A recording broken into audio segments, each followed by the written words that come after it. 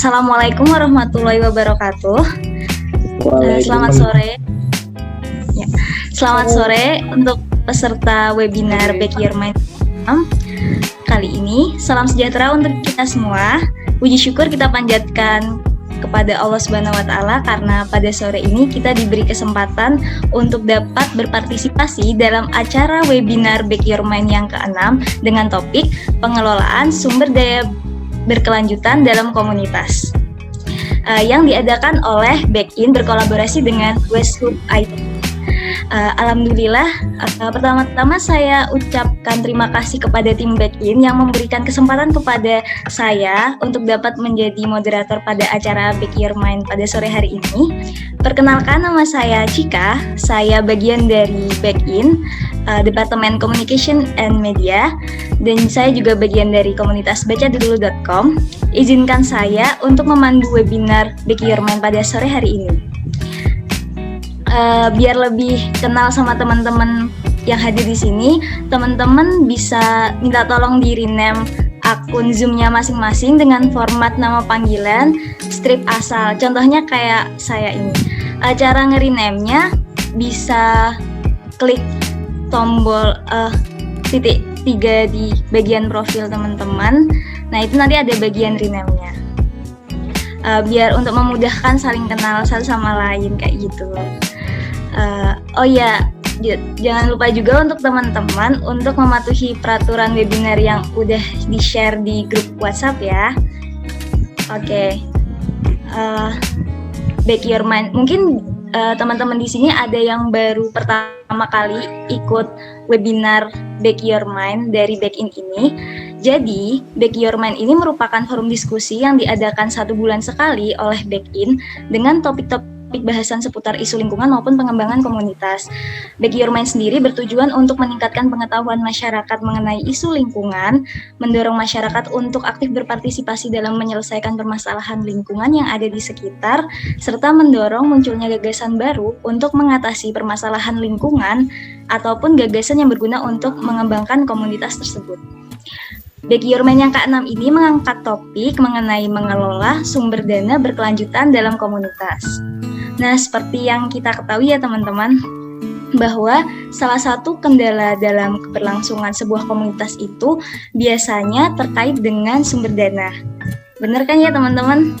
Nah, sebuah komunitas dengan berbagai gagasan, ide, dan rencana kegiatan memerlukan sumber dana untuk dapat merealisasikannya.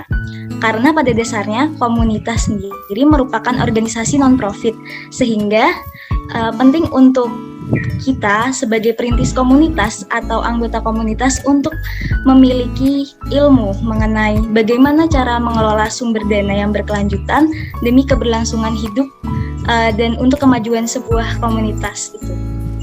Nah, kali ini Back-in mendapatkan kesempatan untuk bisa mengundang narasumber yang sangat luar biasa berpengalaman di bidangnya. Nah, narasumber untuk webinar kali ini merupakan seorang aktivis di bidang kepemudaan sekaligus seorang aktivis lingkungan.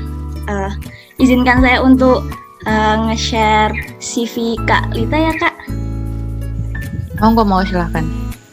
Ya.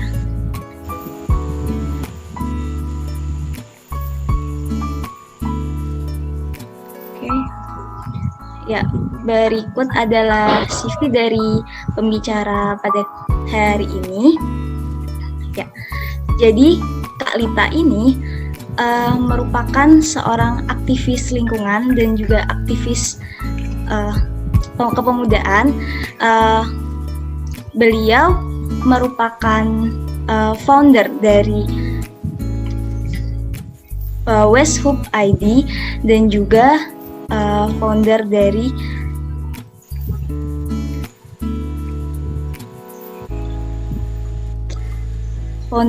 Asian Reusable Bag Campaign. Beliau juga bagian dari Rumah Milenial, yaitu sebagai kepala divisi bagian lingkungan, dan juga bagian dari Waiseli Seeds of the Future 2014. Nah, berikut adalah pengalaman-pengalaman beliau. Jadi beliau ini keren banget ya teman-teman. Ya, mungkin untuk share CV-nya bisa saya cukupkan ya Kak. Oke.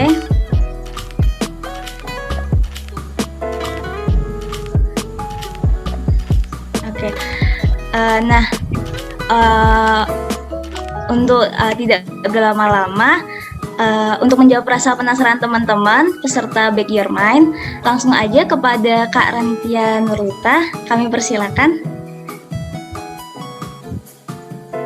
Oke Cika, terima kasih banyak. Assalamualaikum warahmatullahi wabarakatuh teman-teman semuanya.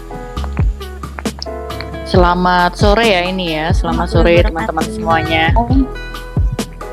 Oke, mungkin boleh dibantu nggak akun saya yang Ranitia Nurlita, sebentar aku rename dulu ya, yang ada wajahnya yang ada wajahnya tulisannya display. Bentar, boleh di spotlight waktu aku ngobrol ya. Kebetulan ini aku pakai 2 akun, yang satu buat share screen, yang satu buat suara kayak gitu. Mungkin panitia boleh dibantu ini ya, hostnya boleh dibantu spotlight. Oke, terima kasih banyak. Oke, terima kasih banyak teman-teman semuanya. Assalamualaikum warahmatullahi wabarakatuh. Selamat siang, selamat sore ya. Selamat sore, terima kasih Kak, banyak. Baik ini ya, kesempatannya sudah memberikan kesempatan saya untuk sharing di sore hari ini, yang mungkin di sini teman-teman juga ada dari Sabang sampai Merauke, dari berbagai macam pulau, terus kemudian juga kalau saya lihat di sini dari berbagai macam komunitas ya, ada Undip, kemudian juga ada dari Ciamis, kemudian ada dari Kediri gitu ya, kemudian ada dari Medan, ada dari Yogyakarta, Majalengka, Semarang, dan sebagainya. Oke teman-teman, jadi insya Allah saya dikasih waktu berapa menit Cika? Sekitar 1 jam ya? Oh iya. Iya, sekitar 1 jam. Jadi untuk pemaparan materinya nanti dari pukul 15.40 sampai jam 16 atau jam 4:25 ya Kak. Oke, semoga cukup ya teman-teman, karena kebetulan materi saya ini cukup banyak, kurang lebih ada 80 slide, tapi tenang, semoga teman-teman tidak bosan ya. Tidak bosan saya sharekan. Oke, jadi di sini saya mau sharing kenapa kok kita sebagai komunitas organisasi itu perlu untuk mengelola sumber daya berkelanjutan komunitas, seperti itu. Nah, kalau saya lihat tadi dari para peserta memang kebanyakan masih mahasiswa ya, kebanyakan mungkin ada yang di BEM, kemudian juga ada dari UKM, kemudian dan ada yang dari lainnya. Nah, nanti kita akan membahas tuntas bagaimana sih sebenarnya strategi untuk mengelola sumber dana dan apa sih kiat-kiatnya agar teman-teman, agar dananya biar terus sustain atau berkelanjutan. Nah, intinya di sini kita sama-sama belajar ya. Semoga nanti kita bisa saling bertukar ide dan juga pikiran agar kita juga bisa memberikan dampak positif terutama di organisasi dan juga komunitas kita masing-masing. Seperti itu. Nah, ini sedikit perkenalan saya. Tadi sebenarnya sudah dikenalkan Cika ya. Jadi untuk kesibukan sekarang saya masih kuliah sama kayak teman-teman semuanya. Jadi saya lanjut master di Public Policy. Nah, kebetulan saya juga sedang mengembangkan suatu bisnis sosial yang bernama With Solution Hub. Dan memang sejak tahun 2011 ya teman-teman, saya termasuk orang yang mungkin bisa dibilang organisatoris ya. Jadi banyak mengikuti berbagai macam organisasi. Dan dari situlah secara nggak langsung saya belajar bagaimana sih agar organisasi yang saya ikuti dan saya tekuni bisa terus berkelanjutan, seperti itu. Organisasi saya pertama waktu saya masih di kampus, dulu saya alumni Institut Pertanian Bogor, dulu saya pernah ikut BEM, pernah ikut UKM, terus kemudian ini beberapa organisasi di luar kampus, contohnya Youth for Climate Change Indonesia. 2011 saya sudah bergabung di komunitas itu, kemudian waktu di IPB saya sempat masuk beberapa organisasi, Paskibra, Klub Ilmiah Asrama, kemudian ada Forces, ini OKM kepenulisan, BMKM, BEM Fakultas, BEM Departemen, kemudian juga berbagai macam kepanitiaan yang lainnya. Dan alhamdulillah di tahun 2015 saya mendapat amanah menjadi Presiden Hello Green Community di 18 kota seluruh Indonesia. Nah, di tahun 2015 juga, di tahun yang sama saya mendapat amanah mendapatkan dana hibah kurang lebih $10.000 dari pemerintah Amerika Serikat, dan saya membuat suatu gerakan yang bernama ASEAN Reusable Bag Campaign. Nah, sempat di tahun 2016 saya juga bergabung di Purnacaraka Muda Indonesia Jawa Timur, dan saya sempat bergabung di SIAP Internasional Indonesia 2 tahun di bagian entrepreneurship, dan di tahun 2018 ASEAN Reusable Bag Campaign membuat suatu produk yang bernama Sahabat Alam Board Game. Nah, kami juga sempat bergabung di SDSN Youth, dan 2019 kemarin saya membuat organisasi bersama teman-teman Maritim Muda, dan kebetulan di sini saya bagian ini aja ya, pendiri saja, tapi saya tidak aktif di organisasi tersebut seperti itu. Nah, memang di tahun akhir 2019 saya hanya fokus di 2. Yang pertama di Rumah Milenial, saya mendapat amanah menjadi ketua bidang lingkungan hidup, dan juga di Waste Solution Hub. Seperti itu. Jadi ini sedikit gambaran tentang saya, dan ini juga sedikit gambaran mungkin organisasi yang pernah saya jalankan ya teman-teman. Tadi sebenarnya saya sudah mention tentang ASEAN Reusable Bag Campaign. Jadi ini kampanye pengurangan kantong plastik di negara-negara ASEAN. Dulu ceritanya saya mendapat dana hibah $10.000 sepulang dari program Waisili, dan kemudian sepulang dari program Waisili, karena setiap alumni program Waisili dituntut untuk membuat suatu project per individu, akhirnya saya juga apply proposal saya di Waisili Seed for the Future Grand Competition, dan alhamdulillah di tahun 2014 kita mendapat dana hibah, dan kampanye ini sendiri beroperasi 2015 sampai 2016. Jadi sebenarnya hanya 1 tahun di Indonesia, Malaysia, Filipina.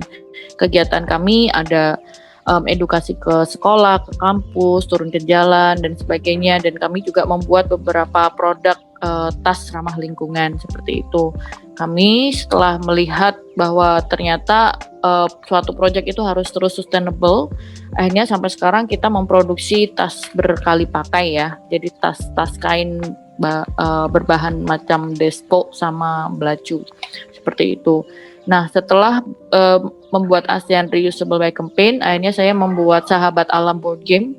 Ya, ini board game yang mengajak masyarakat, terutama masyarakat Indonesia, untuk melakukan gaya hidup ramah lingkungan di rumah, di kantor, kemudian di outdoor dan sebagainya.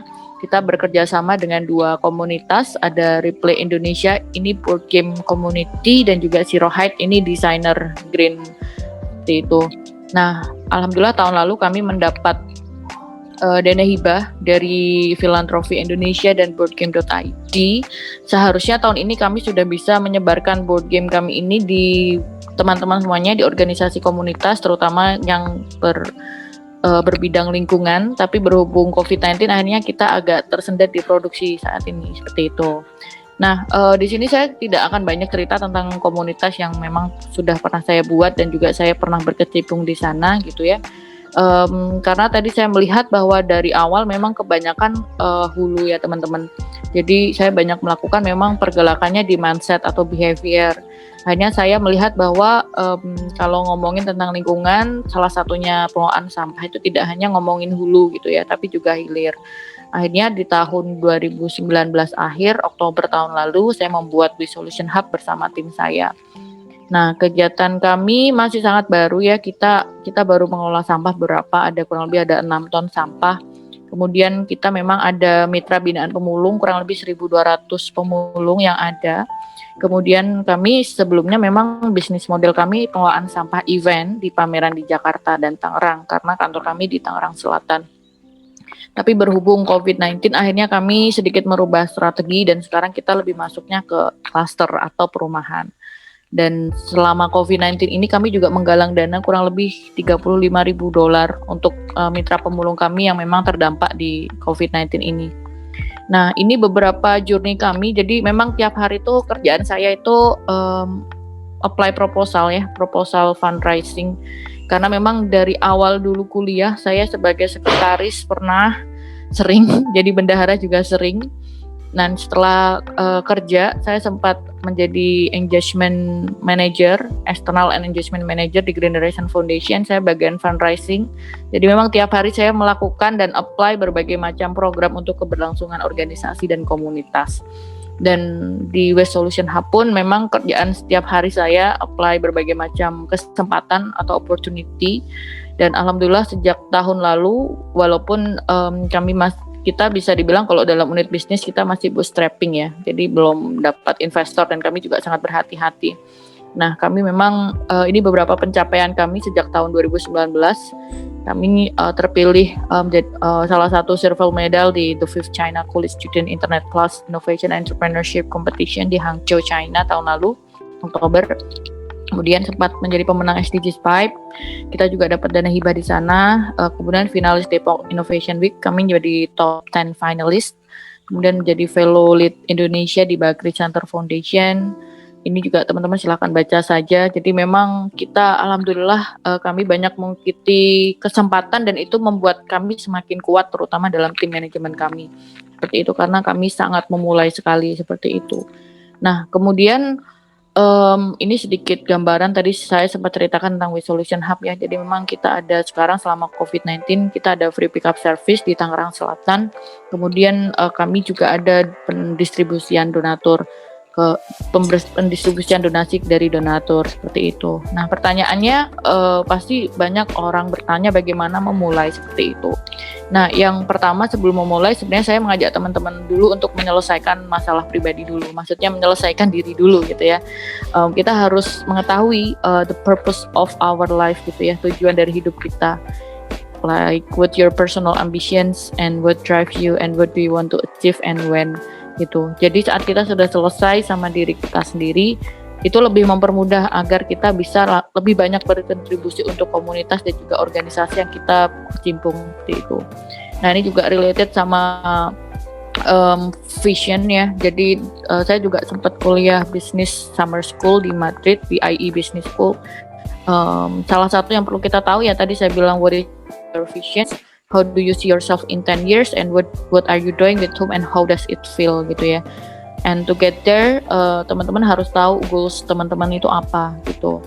Dan teman-teman akan mengajak siapa saja gitu. Dan di saat teman-teman sudah selesai sama diri teman-teman semuanya gitu ya, itu sangat memudahkan teman-teman nanti lebih banyak berkontribusi gitu.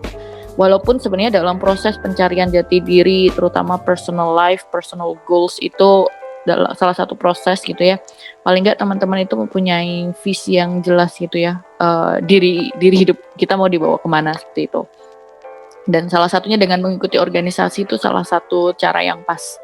Nah, kalau profesor saya bilang ada internal motivation keys. Yang pertama kita punya purpose, kita mempunyai autonomy dan kita cuma punya mastery. Jadi selalu membuat progress setiap milestone kita.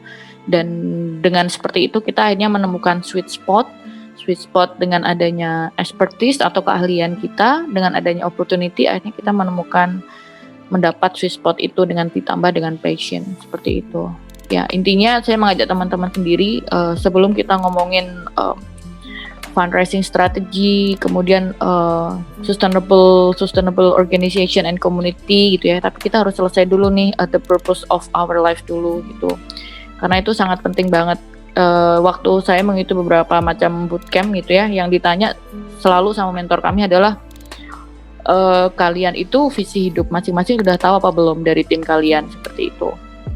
Ya, salah satunya the best way to predict your future is to create it dengan menuliskannya. Nah, dengan kondisi COVID-19 sekarang kan kita ada beberapa hal yang kita hadapi yaitu VUCA ya. Kita volatile, uncertain, complex, and ambiguous. Jadi semuanya ketidakpastian, semuanya berubah secara cepat. Nah, bagaimana mengubah ini agar lebih positif? Kita harus mempunyai vision, understanding, clarity, dan agility gitu ya. Kita mempunyai visi yang jelas, memahami, understanding hal yang akan kita lakukan nantinya, clarity dan agility. Jadi secara tangkas kita mengetahui kalau misal tidak bisa ini, kita juga terus berpikir dengan cara yang lain gitu.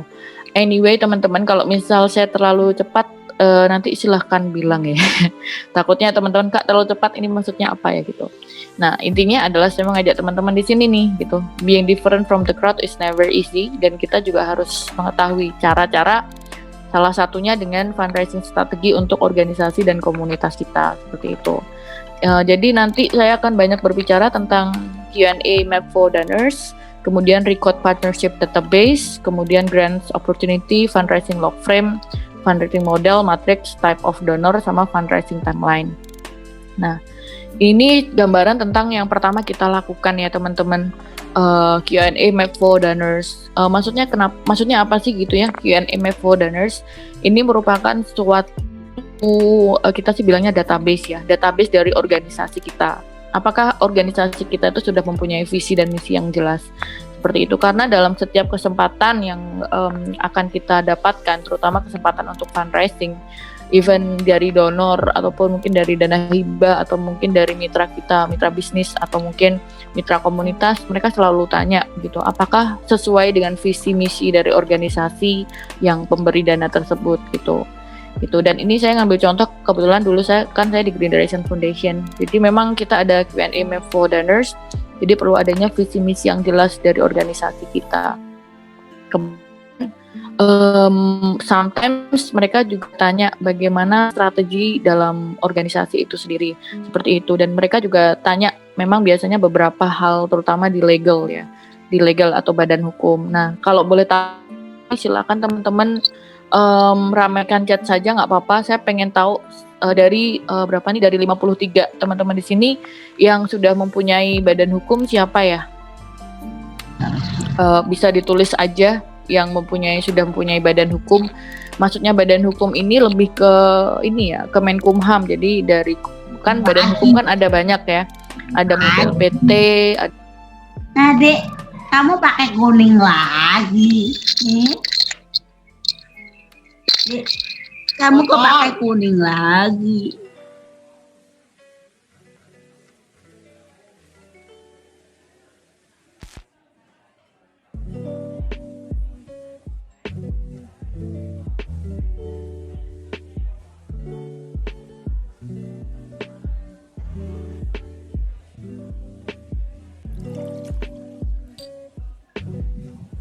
Oh, sorry teman-teman, ke mute.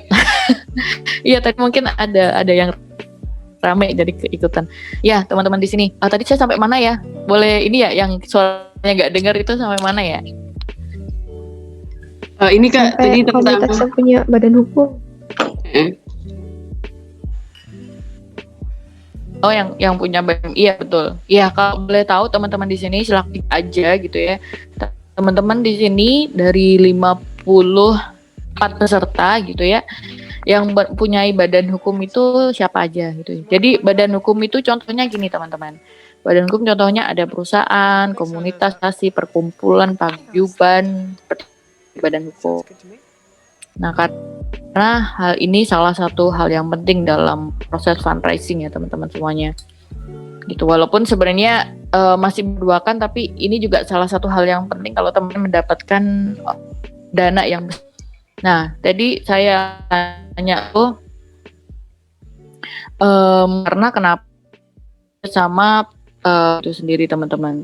Nah, tadi saya bilang Q&A map for donors itu maksudnya Q&A ini bertujuan untuk para donor gitu ya teman-teman ya. Karena kita kan sebagai dana kan harus tahu visi misi organisasi atau komunitas yang kita gabung itu seperti apa gitu, dan harapannya saat nanti teman-teman sudah tidak di organisasi komunitas itu lagi seperti itu bisa ini ya teman-teman ya, bisa dilimpahkan ke tim teman-teman yang lain atau di handover. Nah, ini dari Yayasan Yos Indonesia Bersinergi ini berarti sudah ada ya. Karena itu penting banget teman-teman. Nah, setelah kita membuat beberapa list pertanyaan, list of question dari donor yang kira-kira muncul, ada vision and mission, kemudian juga ada strategi komunikasi. Nanti ada sih contohnya, saya share salah satunya project charter, yaitu karena Q&A-nya kebanyakan keluar dari project charter. Dan Q&A map folders kita juga harus tahu gitu ya, kandidat itu seperti apa.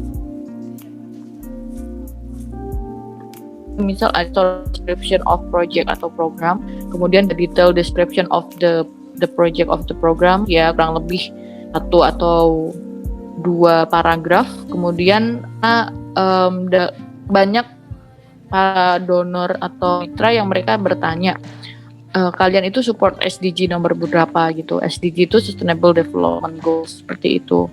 Nah, kebanyakan juga tanya what is your general goal, seperti itu. Ini sangat teman-teman semuanya.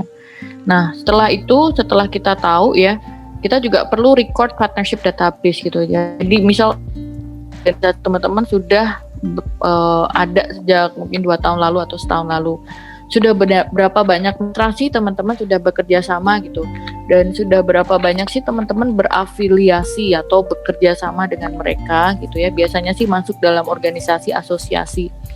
Kalian itu masuk dari asosiasi apa-apa saja gitu, dan harapannya sih saya setiap tahun teman-teman itu punya database dari mitra teman-teman gitu ya. Misal tahun 2014 siapa, 15 siapa, 16 siapa dan sebagainya gitu. Nah, kemudian juga kami membuat suatu listing ya, list dari dana hibah dan juga kesempatan gitu ya. Jadi contohnya ini gitu ya. Nama opportunity title-nya apa, kemudian website-nya apa, note-nya apa, membutuhkan apa-apa saja, seperti itu. Jadi sekarang sih saya lebih ngomongin tentang dana hibah ya teman-teman, karena memang organisasi komunitas tuh kebanyakan memang kita tidak bisa making profit atau tidak bisa membuat profit ya. Jadi yang bisa dilakukan salah satunya ya memang dana hibah gitu. Tapi sebenarnya ada banyak cara untuk dana hibah itu sendiri. Dan kemudian juga ada namanya fundraising law frame. Fundraising law frame itu jadi menjelaskan gitu, dari divisi teman-teman itu apa, terutama divisi fundraising. Kemudian outcome atau hasil yang akan dihasilkan itu apa. Salah satunya dengan fundraising, outputnya apa gitu. Outputnya misal adanya panduan dari organisasi teman-teman masing-masing. Nah, aktivitasnya banyak, mulai dari riset donor, contohnya kayak ini nih sebenarnya salah satu bentuk riset donor. Terus kemudian juga ada update partner itu semacam ini tadi ya saya bilang. Kemudian juga ada meeting integrasi dengan berbagai macam divisi dan juga membuat suatu proposal. Nah, kalau ngomongin fundraising model itu juga ada banyak ya teman-teman ya. Jadi salah satunya ada model joint fundraising, jadi kerjasama satu organisasi dengan organisasi yang lainnya. Contoh dari joint fundraising ini, contoh yang kami lakukan di Solution Hub bersama Rumah Milenial seperti itu. Jadi Solution Hub dan Rumah Milenial itu joint fundraising tentang penggalangan donasi. Karena kenapa? Karena waktu itu kondisi Solution Hub belum berbadan hukum dan pihak donatur tidak mau menerima dana kalau disalurkan di rekening pribadi. Itu jadinya akhirnya kami melakukan joint fundraising, kita bekerja sama dengan yayasan atau organisasi yang memang sudah berbadan hukum. Kemudian kita berbagi macam semacam dana operasional baik untuk Solution Hub dan juga Rumah Milenial. Kemudian selain ngomongin joint fundraising, kita juga ngomongin donation. Jadi cara-cara yang lain salah satunya donasi. Donasi itu ada banyak ya, ada bisa dari kita bisa, kemudian ada benih baik dan sebagainya. Kemudian juga ada corporate partnership, jadi kerjasama dengan berbagai macam korporasi atau perusahaan. Kemudian ada government partnership, jadi bekerja sama dengan pemerintah. Kemudian juga ada community partnership, jadi semacam contohnya gitu ya. Contohnya Solution Hub kita mendapat dana misal $50,000 atau 500 juta. Kita akan melakukan program misal di Semarang, di Jogja dan sebagainya gitu ya. Nah, kemudian yang bisa dilakukan adalah contoh gitu ya, karena kita mempunyai keterbatasan SDM, akhirnya kita bisa kerjasama dengan back-in untuk melakukan program ini bersama dengan nanti pembagian biaya operasional. Ini contohnya community partnership gitu. Jadi memang tidak harus orang-orang yang menjalankan semuanya, tapi bagaimana kita berkolaborasi satu sama lain. Kemudian juga kita berbicara tentang volunteer gitu ya. Volunteer secara tidak langsung memang relawan atau volunteer itu sangat membantu sekali ya teman-teman semuanya gitu ya. Tapi jangan lupa karena dalam setiap penyusunan anggaran itu pasti ada anggarannya ya untuk relawan, baik itu uang makan atau uang apapun. Jadi itu juga salah satu model fundraising yang perlu kita jaga, juga internship juga atau anak magang. Nah, kalau tipe-tipe donor itu kurang lebih ada 4 ya. Jadi ada micro scale, small scale, medium scale, dan large scale. Micro scale itu kurang lebih dana yang kita dapatkan tuh $5.000 sampai $50.000. Itu tuh sangat kecil ya. 5.000 itu sekitar 50 juta. Kemudian small scale itu 100 sampai $200.000 itu kurang lebih berapa ini? Kurang lebih 1 M sampai 3M seperti itu. Kemudian medium scale ini 200 sampai 500 ribu dolar, itu kurang lebih 3 sampai 7M. Kemudian large scale itu 500 ribu dolar sampai 3 juta dolar. Nah, pasti di setiap tipe itu tuh ada kriteria masing-masing, teman-teman. Kebanyakan micro scale itu ditujukan untuk proposal teman-teman yang masih idea stage atau baru memulai. Kemudian ada small scale. Small scale tuh biasanya proyeknya yang dilakukan 1 tahun. Kemudian ada medium scale. Medium scale ini yang di beberapa wilayah ya, teman-teman. Kemudian juga large scale ini bisa merubah suatu kebijakan, terutama kebijakan regional seperti itu. Mungkin di sini teman-teman organisasi sama komunitas masih bilang ini sangat besar ya. Misal micro scale aja udah sangat besar kayak gitu. Jadi ini gambaran ya kalau misal teman-teman di sini sudah mempunyai badan hukum gitu. Makanya tadi saya tanya gitu ya di teman-teman di sini apakah ada yang sudah mempunyai badan hukum atau tidak, karena sebenarnya kesempatannya sangat luas sekali. Nah, kemudian di setiap yang kami lakukan, dulunya saya melakukan fundraising metric gitu ya sampai sekarang pun. Jadi maksudnya fundraising metric itu kita menyusun priority atau menyusun prioritas dari fundraising kita gitu ya. Contohnya yang mudah atau easy, short atau cepat, long, lama, dan juga difficult, susah. Jadi dari berbagai macam opportunity yang kita kumpulkan, yang mudah dan cepat itu yang seperti apa saja gitu ya.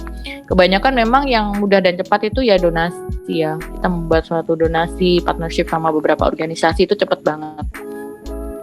Terus kemudian yang yang cepat tapi susah itu contohnya ya sama contohnya membuat proposal itu cepat tapi agak susah. Juga kerjasama dengan beberapa mitra corporate partnership yang tadi saya bilang grand submission juga. Kemudian ada juga yang mudah tapi lama gitu ya. Mudah tapi lama itu contohnya kita melakukan marketing and promotion events. Kemudian juga mungkin ada di website dimasukin donate kayak gitu tuh biasanya cukup lama. Kemudian ada juga yang long and difficult, lama dan juga tapi susah juga gitu ya. Contohnya kerjasama sama pemerintah, karena sebenarnya pemerintah mereka kan punya anggaran sendiri kan, seperti itu. Itu gambarannya teman-teman untuk matrix. Kemudian kita akan membahas satu-satu tentang contoh-contoh dari website contohnya.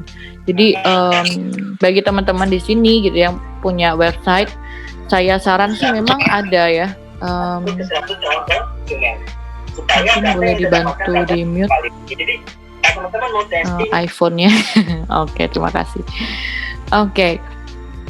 Jadi contoh ya, ini saya saran bagi teman-teman di sini yang punya website, alangkah baiknya memang ada salah satu menu yang mengajak untuk donasi seperti itu.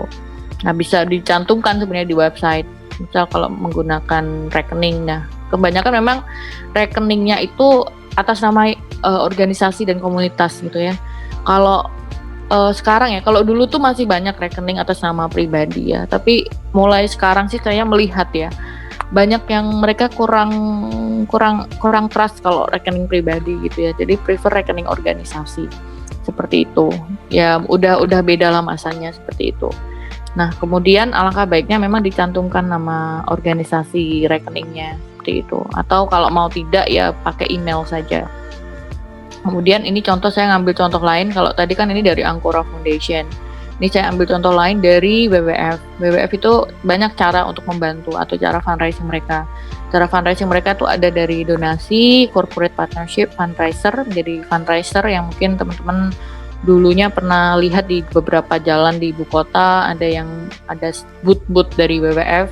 Kemudian ada volunteer, ada misalnya ada Panda Mobile, ada Gaya Hidup bekerja sama dengan yang lainnya seperti itu. Jadi ada banyak kalau model fundraising dari WWF itu sendiri. Kemudian salah satu feedback yang perlu diberikan ke para donor itu adalah monthly report gitu. Atau bagi teman-teman mungkin di sini yang mempunyai subscription itu juga bisa di-share di monthly report gitu. Karena ini penting banget teman-teman gitu ya. Sejauh mana sih organisasi dan komunitas kita transparan kepada donor kita gitu. Nah, biasanya kan ada model monthly report, ada kita bikin proposal report gitu ya, laporan keuangan atau laporan kegiatan itu juga bisa sebenarnya. Yang penting di setiap kegiatan itu alangkah baiknya ada reporting. Hal itu kenapa hal itu bisa memberikan dampak agar komunitas atau organisasi teman-teman terus terjaga baiknya dan juga accountability atau bisa dihitung dan juga transparansi. Terus kemudian bagi teman-teman mungkin yang pengen lebih detail lagi nih, saya contohnya monthly report ini dari teman-teman Kapilar ya. Mereka itu sampai ada nama tempat-tempat atau panti asuhan yang mereka donasikan, nominalnya berapa, tanggal penyalurannya berapa. Seperti itu. Hal itu akhirnya membuat para donatur tuh senang. Ini nih suka kenapa? Karena transparan. Seperti itu. Nah, kemudian ada juga cara yaitu misal donation by story gitu ya. Pasti teman-teman di sini banyak melihat. Sekarang kan sudah banyak ya platform. Contohnya ada Kitabisa dan sebagainya. Itu ada yang model mulai berdonasi setiap bulannya. Ini contohnya misal ini Papua dengan memberikan donasi mulai dari 150.000 per bulan seperti itu. Jadi ini tergantung kreativitas organisasi teman-teman semuanya. Contohnya ini dari dana hibah. Kalau dana hibah kan kebanyakan memang kita filling form ya atau mengisi form. Nah, kebanyakan yang dibutuhkan itu ada banyak ya dari project member, siapa yang akan tergabung di situ. Ini saya ambil contoh di National Geographic. Kemudian juga budget detail, kemudian expected output-nya dan juga attachment, biasanya attachment rancangan anggaran biaya dan sebagainya. Dan kemudian juga sebenarnya bisa salah satu model fundraising itu kita merekrut tim baru, relawan dan juga internship. Karena secara tidak langsung itu bisa menghemat biaya SDM ya. Dengan adanya win-win solution, mereka dapat pengalaman dari kita dan kita pun dapat skill dari mereka. Kemudian juga bisa melakukan marketing and promotion events. Kemudian juga bisa melakukan donor gathering, jadi mengajak beberapa potensial donor yang diajak semacam meeting gitu ya. Kemudian juga bisa join fundraising, jadi bekerja sama dengan beberapa organisasi. Terus kemudian juga bisa corporate partnership, jadi bekerja sama dengan mitra-mitra seperti itu. Nah, kemudian bisa juga gitu ya government partnership, jadi menyediakan data atau data riset. Dan juga bisa community partnership, jadi yang tadi saya sempat cerita, jadi misal kita punya dana sekian, kita tidak punya SDM, ini kita bekerja sama dengan mitra daerah seperti itu. Nah, kemudian tadi sempat saya bilang ada internship sama volunteer recruitment, itu juga sangat penting dalam model fundraising. Dan salah satunya teman-teman juga bisa mengikuti beberapa macam kompetisi ya. Sekarang tuh banyak banget teman-teman. Jadi pinter-pinter kita aja menyusun waktu dan strategi agar bisa mendapatkan itu seperti itu. Terus teman-teman juga bisa, sekarang kan sudah banyak, contohnya sekarang kita bikin webinar. Ada webinar yang berbayar, itu juga salah satu model fundraising. Contohnya sekarang kami di Way Solution Hub juga ada kelas berbayar juga. Itu juga salah satu bentuk fundraising kami. Terus ada lagi contohnya ada volunteer gitu ya, jadi ada kegiatan contohnya volunteering tapi juga sambil trip gitu kan, ada kebanyakan berbayar, itu sebenarnya salah satu model bentuk fundraising juga seperti itu. Nah kemudian ini juga ada tambahan dari saya, others, ini salah satu strategi yang lain ya teman-teman ya. Teman-teman bisa mengikuti hackathon, bisa mengikuti challenge, kemudian inkubasi, akselerasi, atau fellowship atau exchange program, ada competition, grants, sama investment round, ada mentorship sama open innovation. Jadi kayak membuka inovasi atau kompetisi membuka ide seperti itu. Nah, metodologinya untuk bisa ke sana itu sebenarnya kita dilatih untuk design thinking, human centered design, lean startup, business model canvas, service learning, sama change maker process gitu. Nah, biasanya organisasi yang mereka memberikan dana itu ini ya teman-teman. Kalau ini versi di Europe ya. Tapi alhamdulillah sorry. Jadi di Indonesia juga ada. Di Indonesia yang saya tahu tuh ada Ashoka sampai Impact Hub. Tapi sebenarnya Ashoka dan Impact Hub juga global ya teman-teman. Gitu. Terus kemudian ini salah satu model dalam teman-teman membuat suatu proposal fundraising ya. Mulai dari inspirasi, idea, projection, sampai eskalasi nantinya gitu. Yang paling penting tapi sustainability atau keberlanjutan. Nah, dalam suatu membuat proposal terutama fundraising seperti itu ya, kita juga harus tahu teman-teman inputnya itu apa gitu ya. Salah satunya activity organisasinya kita apa gitu ya. Misal aktivitas yang mau kita lakukan dengan kita misal butuh dana sekian itu berapa. Kemudian kita juga harus tahu outputnya gitu, hasilnya itu apa gitu ya, di measure atau ada impact measurement. Impact measurement itu ada quantity sama quality kuantitas sama kualitas. Gampangnya kalau impact quantity atau kuantitas itu jumlah gitu ya, berapa banyak peserta gitu. Itu yang sangat gampang untuk di measure. Ada juga namanya quantity, kualitas atau perubahan perilaku. Nah, biasanya kalau perubahan perilaku itu biasanya ada wawancara, kuesioner dan sebagainya. Itu untuk outputnya. Nah, outcome itu lebih ke perubahan ya, perubahan terutama untuk long term seperti itu, dan juga hasil dari organisasi teman-teman sendiri, dan juga perlunya adanya social impact atau dampak sosial atau paling nggak dampak ke masyarakat itu seperti apa, seperti itu. Nah, kemudian kita harus mulai nih dengan adanya itu semua ya. Salah satunya saya suka banget sama quote ini ya, the journey of 1000 miles start with a single step. Seperti itu. Nah, caranya gimana gitu? Ini beberapa web yang ya teman-teman bisa ini ya, dapatkan banyak opsi. Ini saya sih sering banget itu youth.com. Youth.com itu tidak hanya untuk personal tapi juga organizational platform. Jadi contohnya nih misal ada award atau grants. Jadi teman-teman bisa apply nih di grants gitu. Nanti kita akan tutorial bareng-bareng dan saya akan ngasih beberapa rekomendasi website untuk teman-teman interest untuk apply program grants gitu. Selain itu juga sebelum website kita masuk dulu di project management ya, seperti itu ya. Oke, kelihatannya sebelum masuk ke website kita masuk ke ini dulu ya. Sebelum masuk ke our project management kita masuk di website dulu. Jadi saya akan share beberapa website yang insya Allah teman-teman bisa mendapatkan semacam inilah opportunity lah di situ, seperti itu. Sebentar, habis ini saya share screen lagi ya. Youth.com. Ini saya akan sharing ke teman-teman. Ini mana ya ini ya? Oke, sebentar. Jadi sekarang kita sedikit tutorial ya. Ini saya akan share screen. Oke, ini dia. Nah, ini contohnya ya, kita bisa lihat salah satu opportunity untuk kita melakukan fundraising dengan, kalau ini saya ambil contohnya dana hibah ya teman-teman ya, dana hibah. Nah, contohnya di dana hibah nih teman-teman. Nah, di dana hibah ini teman-teman bisa mencari ya opportunity-nya apa gitu. Ntar ini nggak bisa diklik. Oke, ini sepertinya sedang error.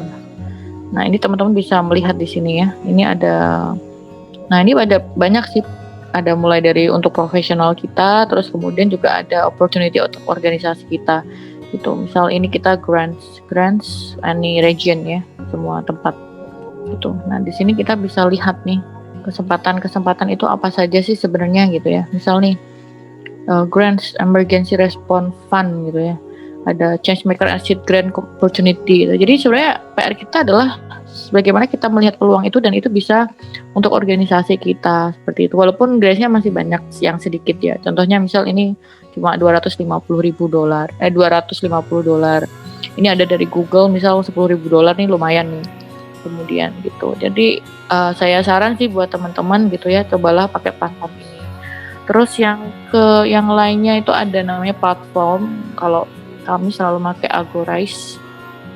Mungkin ada beberapa teman-teman yang tahu ya Agorize. Agorize ini juga lumayan sih untuk teman-teman untuk menarik funding ya gitu. Nah, selain ngomongin Agorize gitu ya, tapi sebenarnya ada banyak platform ya, tinggal bagaimana kita memanfaatkan Google sebaik mungkin gitu.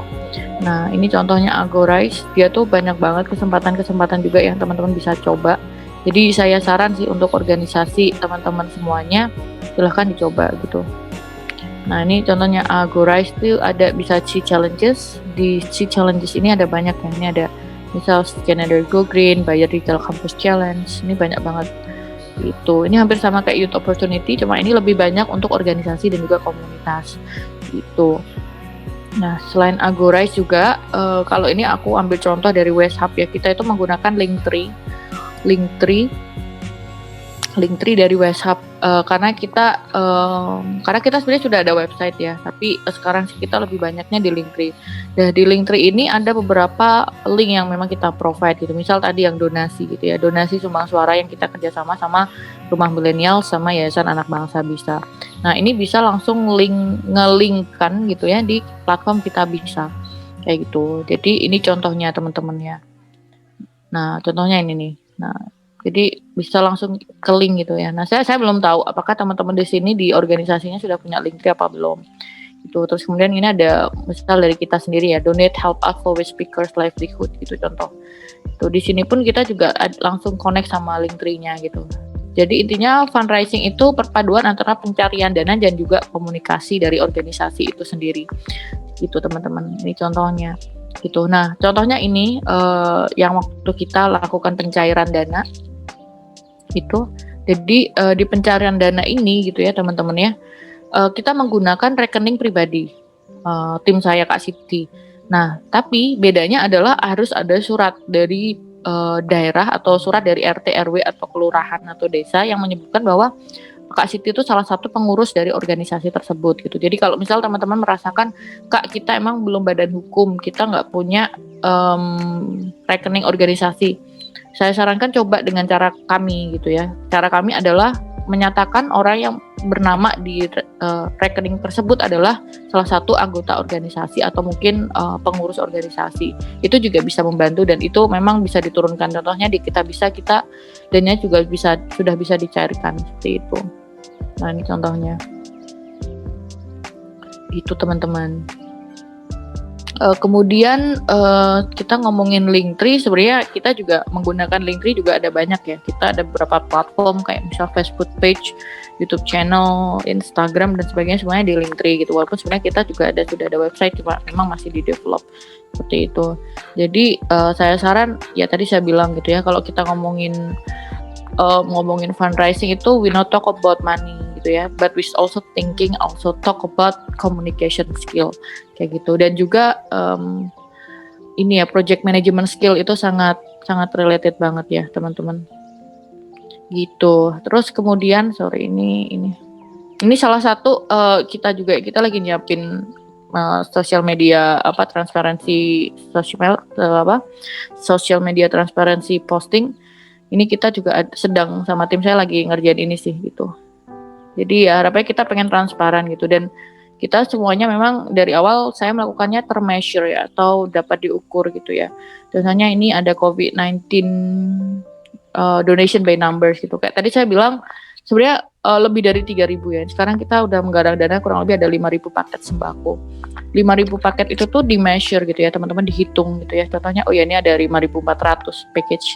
Kita ada datanya gitu ya. Misal dari donatur A gitu ya, ada tanggal berapa, location-nya di mana, donasinya itu isinya apa saja, package-nya berapa, terus kemudian kita ada listing gitu ya, report document yang memang sudah disubmit, atau mungkin mereka cuma butuh social media upload aja kayak gitu. Tapi kami bisa menyediakan dua-duanya gitu.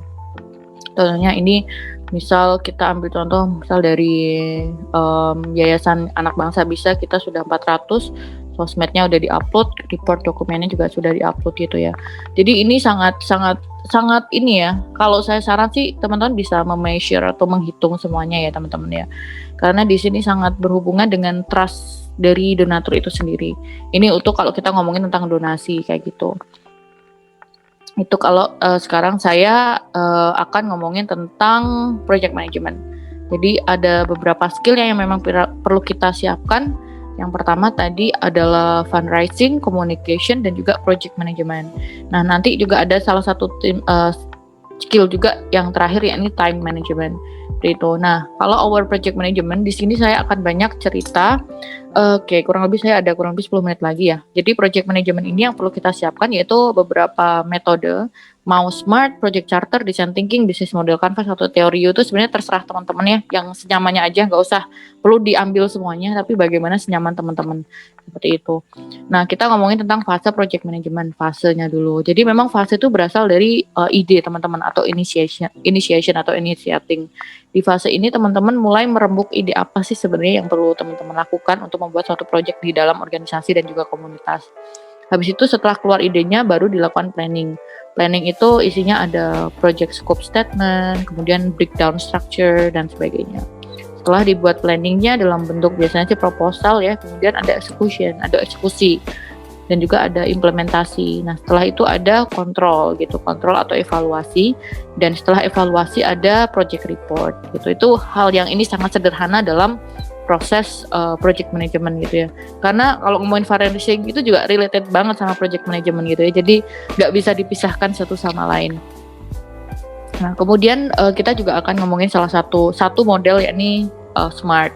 SMART ini sebenarnya salah satu metode sangat sederhana ya buat organisasi dan komunitas. Jadi kalau ingin buat suatu proposal itu harus spesifik, measurable, dapat diukur. Salah satunya tadi quantity dan quality. Kemudian juga achievable gitu ya. Ada realistic, kemudian juga time based mau berapa lama seperti itu. Nah, kemudian selain ngomong SMART juga ada project charter. Nah, saya lebih sering menggunakan project charter gitu. Walaupun cukup rigid ya, tapi saya suka karena more details itu very good for donors gitu. Gitu. Contohnya ada ini project charter ya teman-teman ya. Di project charter itu yang biasanya ini dicantumkan di proposal gitu ya. Yang biasanya dicantumkan di proposal itu biasanya ada project title, project backgroundnya apa, benefitnya apa, project objektifnya apa. Jadi kalau objektif itu lebih ke describe the business goal atau describe the project goals. Kemudian where is important to achieve the project mission gitu ya. Kemudian juga ada project deliverables. Terus kemudian juga description of the project, ada constraints gitu ya. Constraint itu mendeskripsikan ya. Contohnya ada jadwalnya, anggaran dananya butuh berapa. Kemudian juga resource-nya apa saja gitu ya. Terus kemudian juga ada transformation owners, jadi stakeholders yang terlibat berapa dan kita butuh berapa orang. Kemudian juga ada project team members, jadi yang mengerjakan project itu siapa saja. Contohnya semacam susunan kepanitiaan. Kemudian juga ada division atau division impacted gitu ya. Jadi memang yang terlibat itu divisi apa-apa saja. Kemudian juga ada KPI project, jadi misal dalam 1 tahun itu yang pengen dicapai apa-apa saja. Kemudian juga ada project risk, jadi tetap ada plan E dan plan B. Kemudian juga ada time duration gitu ya. Contohnya teman-teman malah melakukan project 4 month gitu ya, 4 bulan dengan start date kapan, completion date-nya kapan sampai reporting gitu. Terus ini juga tambahan project budget. Project budget itu ada 2, ada OPEX sama CAPEX. Ini yang biasanya saya lakukan di kantor juga. OPEX itu lebih ngomongin tentang operasional ya. Mulai dari workshop, training, implementation cost, socialization. Kalau CAPEX itu lebih ke aset yang bisa dilihat, contohnya penyediaan laptop, komputer kayak gitu, jadi lebih ke hardware atau software atau mungkin layanan berbayar gitu, misal berbayar drive atau apa gitu. Nah, kalau ngomongin project scope ini lebih ke ngomongin kita scope in, scope out. Apa itu scope in, scope out gitu ya. Scope in itu semacam yang kita lakukan itu ini aja gitu ya. Kalau scope out itu peluang-peluang yang akan muncul gitu, tapi nggak wajib gitu ya. Nah, biasanya yang kita lakukan di scope in, scope out itu adalah kalau memang masih dalam scope in ya kita kerjain gitu. Tapi kalau memang udah jauh gitu ya dari yang kita lakukan, kita nggak lakukan itu. Karena biasanya nih kita lagi mau membahas suatu program, terus kita engage sama donor gitu ya. Ternyata ada donor yang dia kita udah menyusun sebagaimana scope in-nya, ternyata donornya minta yang A, B, C sampai Z gitu, lebih banyak di luar scope in kita gitu ya. Nah itu namanya scope out. Dan kita juga harus bisa dibilang nggak tegas juga sih, tapi kita juga harus kritis gitu ya. Jangan sampai dengan data segini tapi dipaksakan untuk bisa mendapatkan semuanya gitu ya. Jadi memang harus realistis juga teman-teman semuanya. Kemudian juga ada assumption. Jadi ini project assumption ini semacam misal yang berhubungan dengan ekspektasi, sumber daya, jadwal, dan sebagainya. Nah, kalau kita ngomongin high level work plan, ini lebih ke ngomongin people management-nya gitu ya. Misal gitu ya. Ini define project plans gitu ya. Kita di awal-awal tuh biasanya ngomongin itu ya, scope-nya apa, budgetnya berapa, sama risk mitigation-nya apa. Nah, ini bisa dimasukkan ini misal di bulan pertama atau mungkin minggu pertama. Ini tergantung teman-teman mau dibuat minggu atau mungkin mau dibuat bulan, itu terserah teman-teman. Tuh, ini semacam gambarannya timeline lah teman-teman gitu. Nah, kemudian di project charter ini juga ada biasanya kalau memang sudah agree semuanya, udah dealing, adanya penandatanganan project advisor atau consultant, kemudian ada project sponsors dan juga project manager. gitu. Terus kemudian tadi kita ngomongin project charter, sekarang kita ngomongin design thinking. Design thinking ini sebenarnya ada beberapa step, jadi hampir sama kayak kita bikin project. Cuma di sini banyak trial gitu ya. Setelah dilempar idenya, kemudian langsung tes market. Maksudnya dibuat idenya, langsung prototyping, tes market, di-assess atau diuji coba. Kemudian dilempar lagi gitu ya sama tim. Oh ini udah dapat respon sekian-sekian. Oh ternyata butuh evaluasi seperti ini gitu ya. Jadi ini lebih ke, kalau design thinking itu lebih ke ideation sih teman-teman, agar ide teman-teman itu kuat seperti itu. Kalau ini sebenarnya ini bisnis model Canvas itu tidak hanya untuk bisnis ya, tapi komunitas pun saya juga pakai. Cuma saya nggak pakai yang model bisnis Canvas seperti ini, yang ada key partners, key activities, cost structure, revenue stream. Saya menggunakan yang ini teman-teman. Saya menggunakan Lean Stack. Lean Stack-nya pun nggak asal yang seperti ini, tapi ada namanya Social Lean Canvas. Nah ini Social Lean Canvas, waktu itu saya belajar di US tentang ini, jadi ini lebih ke Canvas untuk organisasi.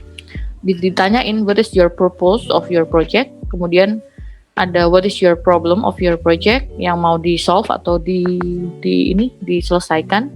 Kemudian juga ada solusinya apa atau ide program teman-teman apa, unique value proposition-nya apa, jadi yang unik dari project teman-teman itu apa, channelnya itu apa, maksudnya mau menggunakan platform apa saja, mau offline atau online. Kemudian ada customer segment, jadi maksudnya target dari project teman-teman itu siapa. Kemudian ada cost structure, anggaran dana, ada financial sustainability, ini lebih ngomongin bagaimana agar organisasi dan komunitas teman-teman itu terus berjalan. Kemudian juga ada impact, dampak, baik itu quantity dan juga quality gitu. Jadi kalau teman-teman notice tadi ngomongin project charter, ngomongin tentang Lean Canvas gitu ya, sebenarnya hampir sama ya teman-teman ya. Hampir sama semuanya. Caranya pasti ada problemnya, ditanyain cost structure-nya, ditanyain financial sustainability-nya seperti apa, dan purpose-nya, solution-nya pasti ditanyain. Nah kalau ini ngomongin teori U, ini lebih ke system leadership ya. Kalau teori U itu kita berpikir teman-teman nanti dalam menjalankan project tidak hanya talking about who is myself, siapa saya, tapi tanya how is us gitu ya, what is my work gitu ya, bagaimana kita bekerja sama dengan tim gitu ya. Makanya di sini tuh sebenarnya kalau teori U itu lebih ke ngomongin from ego to eco gitu ya, bagaimana sebagai orang yang saya sentris atau aku sentris menjadi us atau kita sentris kayak gitu. Jadi intinya kalau dalam berorganisasi sih saran aku buat teman-teman tuh stop taking things personally ya, nggak usah baper gitu ya. Misal iri-irian sama anggota timnya, kan intinya sama-sama belajar. Terus kemudian juga mencoba untuk memaafkan dan juga bodo amat, lakuin aja selama program teman-teman itu baik gitu. Dan jangan lupa juga gitu ya, terus berdiskusi sama timnya. Karena ya kita tidak hanya bekerja untuk sendiri gitu ya, tapi kita bekerja sama juga dengan tim. Kemudian ini juga ada beberapa tools yang teman-teman bisa pakai. Contohnya ini Scrum ini for project management ini juga bagus. Ini bagi teman-teman di sini yang handle project dan juga bisnis. Terus kemudian tools lain adalah kalau kami ada banyak ya, ada pakai Trello, mungkin pakai WhatsApp, ada Google Drive, ada banyak ya. Kalau saya sih sama tim menggunakannya Basecamp. Itu Basecamp sama WhatsApp sama Google Drive kayak gitu untuk memeasure sejauh mana sih perkembangan dari tim dan juga perkembangan dari project itu sendiri seperti itu. Terus kemudian kita juga ini beberapa tahapan ya menggunakan tools menyusun project management. Tadi sebenarnya hampir sama ya, jadi setting waktu kerja dari tim, kemudian juga membuat milestone dan deliverables, kemudian input durasi dan jadwal aktivitas. Kemudian juga input assign atau nanti siapa yang terlibat, siapa saja, setting project tracking, sudah sejauh mana projectnya berjalan, dan kemudian juga setting format laporan, seperti itu. Kemudian ini selain tadi ngomongin tentang project management, dalam fundraising juga sangat penting dalam team management. Karena kan kita nggak bisa sendiri ya teman-teman ya gitu. Dan kalau kita ngomongin ini nggak hanya organisasi, nggak hanya startup ya, tapi organisasi juga ya. Organisasi itu kalau misal hanya 1 atau 2 orang aja itu bakalan nggak lama gitu ya, pasti cuma bentar doang gitu ya. Dan kebanyakan memang masalahnya di tim gitu ya, mulai dari nggak ada tim, kemudian seleksi alam dan sebagainya gitu. Jadi perlu adanya tim yang kuat dalam menjalankan organisasi teman-teman. Nah, salah satunya gimana caranya? Dengan kita mempunyai nilai-nilai leadership strength gitu ya. Jadi intinya setiap orang kan bisa menjadi pemimpin ya gitu. Jadi misal ada yang introvert, ada yang extrovert, itu nggak masalah. Tapi bagaimana teman-teman itu punya leadership strength. Dan leadership strength itu nggak hanya ini teman-teman lakukan semua, enggak, karena semua orang pasti punya kapasitas masing-masing. At least dari nilai value ini teman-teman punya lah 2-3 kayak gitu. Contohnya nih di saya pribadi ya, di saya tuh saya termasuk orang yang cukup strategic thinking gitu ya. Itu saya cukup orang yang analytical, ideation, futuristic, jadi selalu mempunyai milestone yang jelas gitu ya. Nah, ada juga tipe-tipe orang yang memang dia ini, misal dia contohnya ranger gitu ya, jadi dia yang menyusun macam-macam dan dia misal ada responsibility, biasanya orang-orang yang responsibility itu orang-orang operasional kayak gitu-gitu. Jadi memang harus satu melengkapi satu sama lain gitu. Terus kemudian setelah itu ini juga ada beberapa sebenarnya ini metode-metode dari leadership ya untuk mengetahui agar tim bonding itu salah satunya ada forming, storming, norming, sama ada performing gitu ya. Itu apa sih gitu ya? Ini forming itu lebih ke bagaimana sih kita memulai formasi ya, forming kayak gitu ya. Dan memang biasanya sih kita harus tahu ya the purpose of the team. Kemudian kalau storming itu lebih ke bagaimana kita bisa open satu sama lain setelah mengetahui purpose masing-masing gitu. Jadi salah satunya be patient to give divergent view for hearing, itu sangat penting jadi pendengar. Kemudian norming itu be fair with the process gitu ya. Jadi ya memang harus bilang ke tim bahwa salah satu cara fundraising dan juga sistem organisasi itu juga be fair with the process gitu. Terus kemudian ada yang terakhir ada performing. Jadi ini lebih ke apresiasi dari tim itu sendiri. Nah, kemudian ini juga mungkin nanti bisa teman-teman coba di timnya gitu ya. Salah satunya teman-teman punya ini beberapa pertanyaan ya. Jadi ini pertanyaannya menarik banget, ada 8 pertanyaan. How clear is the group purpose? How are member value? How is the power distributed in the group? How is leadership handled in the group? Is an ethical climate sustained in the group? How are decision made in this group? How concerned in the group about process? How purposeful in this group about accomplishing change gitu ya. Jadi di 8 question ini tuh sebenarnya menjelaskan tentang tadi saya bilang di awal, tiap orang itu harus punya purpose masing-masing. Nah, setelah mengetahui how the member value or how are the members purpose gitu ya, itu bisa masuk ke sistem strategi dari organisasi itu sendiri gitu. Dan terus kemudian yang terakhir ada time management. Nah, time management ini gitu ya teman-teman, ini related bagaimana kita strict to the deadline ya, kalau kita ngomongin fundraising ya. Jadi contoh nih di saya pun tuh ada listing of something yang perlu di apply, misal ada meeting sama klien, terus kemudian ada interview, internship, kemudian ada apply grants dan sebagainya, itu semuanya ada gitu ya di database kami kayak gitu. Jadi memang time management is an art gitu ya. It is arranging, organizing, and budgeting time for the purpose of accomplishing something within a time. Ya intinya kita punya waktu yang sama 24 hours, dan bagaimana dengan 24 hours itu 24 jam itu kita mendapatkan hal-hal yang memang kita pengen capai gitu. Nah, kemudian kalau ngomongin time management itu sebenarnya ada banyak ya, mulai dari kerjaan, work-life balance, economic, communication, feedback, key issue, big picture, dan sebagainya. Nah, ini sedikit ini ya. Jadi kalau misalnya teman-teman kita mau partnership atau mungkin teman-teman pengen mengetahui event-event terupdate tentang pengelolaan lingkungan terutama sampah, just let us know di Telegram di bit.ly/network. Terus ini beberapa program kami, ada Speak Up Sampah sekarang yang terbaru setelah kita ada program Merdeka Sampah di bulan Agustus kemarin. Dan setiap minggu kita ada program Sedekah Sampah bekerja sama dengan Barisan Bangun Negeri dan juga Masjid Al-Hakim di BSD. Dan harapannya tadi saya penjelasannya teman-teman nggak semakin pusing ya. Semoga semakin paham, dan saya juga mohon maaf kalau banyak-banyak salah, dan berapa kita bisa kolaborasi in the future ya. Dan let me know kalau pengen bertanya apapun. Bisa di Instagram saya Ranitya Nurlita atau di Linktree Ranitya Resume, atau di Instagram weshub.id atau di Linktree Weshub. Demikian teman-teman, semoga bermanfaat. Wassalamualaikum warahmatullahi wabarakatuh. Waalaikumsalam wabarakatuh. Wah, menarik banget ya teman-teman. Tadi pemaparan materi dari Kak Lita. Nah, mungkin dari teman-teman masih banyak yang penasaran atau masih ada beberapa pertanyaan yang mungkin belum terjawab dari pemaparan materi yang dipaparkan oleh Kak Lita tadi.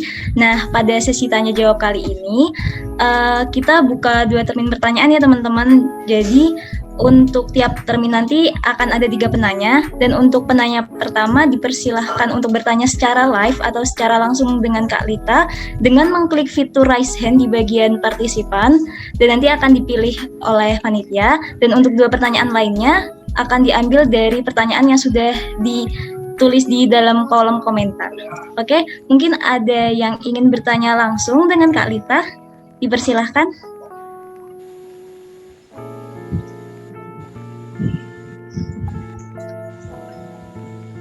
Ada yang ingin bertanya langsung dengan ahlinya loh ini, dengan Kak Lita. Ini adalah kesempatan yang langka loh teman-teman.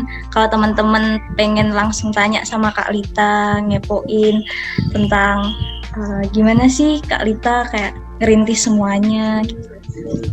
Atau ada pertanyaan lainnya?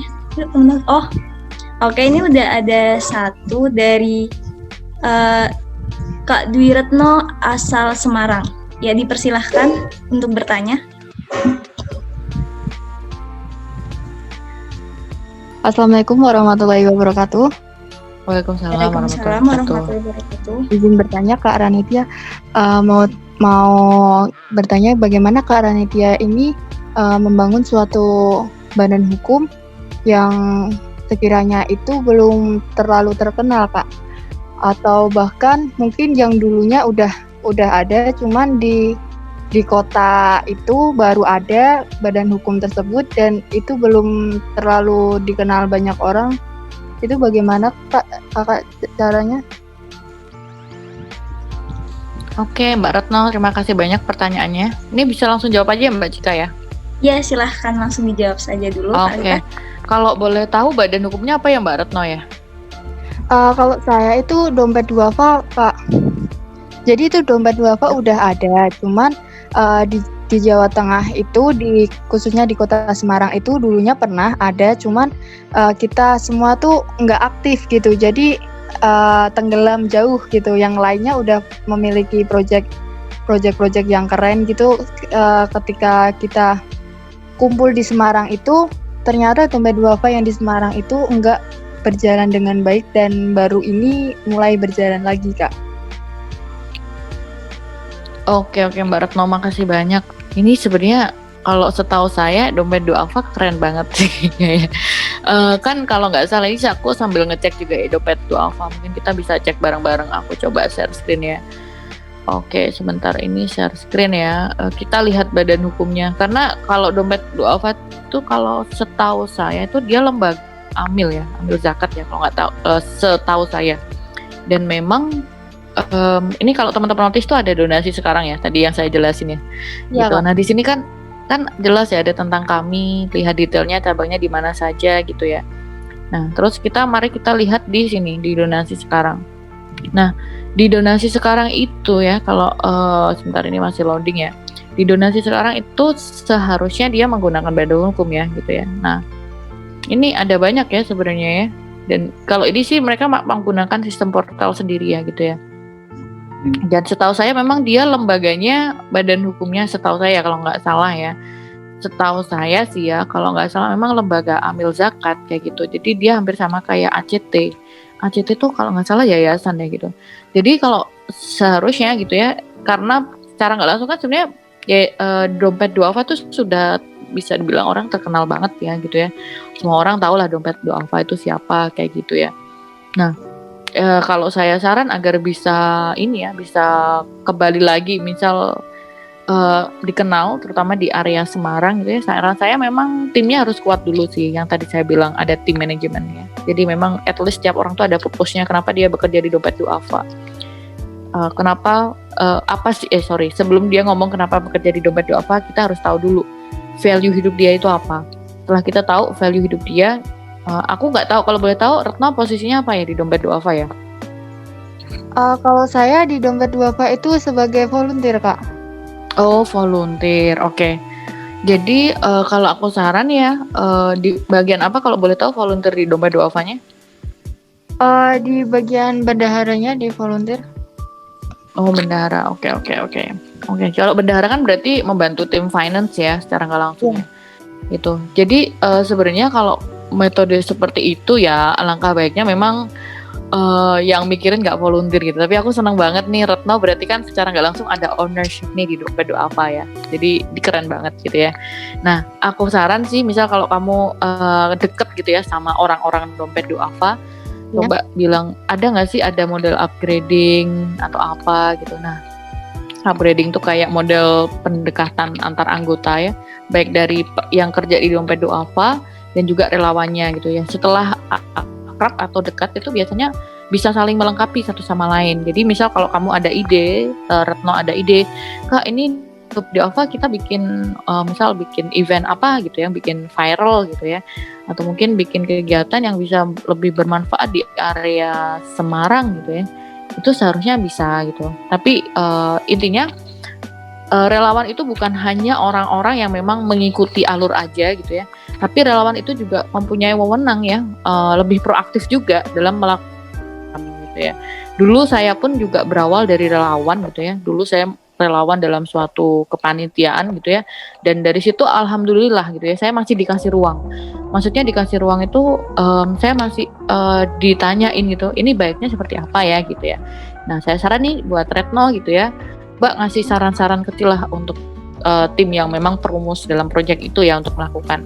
Nah, kalau selama ini kalau selain membantu bendahara, role yang lain atau tugas yang lain dari Retno apa? Biasanya itu menjadi panitia pembagian sembako bisa. Terus kita juga mengadakan pengajian Kak buat pendekatan kita kepada masyarakat. Oke, Masya Allah ya. Jadi itu juga bisa ya pendekatan seperti itu. Nah, kalau boleh tahu selama ini pembagian sembako ada dokumentasi nggak? Alhamdulillahnya selama ini masih ada dokumentasinya Kak. Per orang ada fotonya apa gimana? Apa cuma ramean mewakili aja? Kebanyakan perwakilan Kak. Oke, nah aku nggak tahu ya apakah memang Retno punya wewenang soal ini ya, tapi aku saran sih ya gitu ya. Bentar.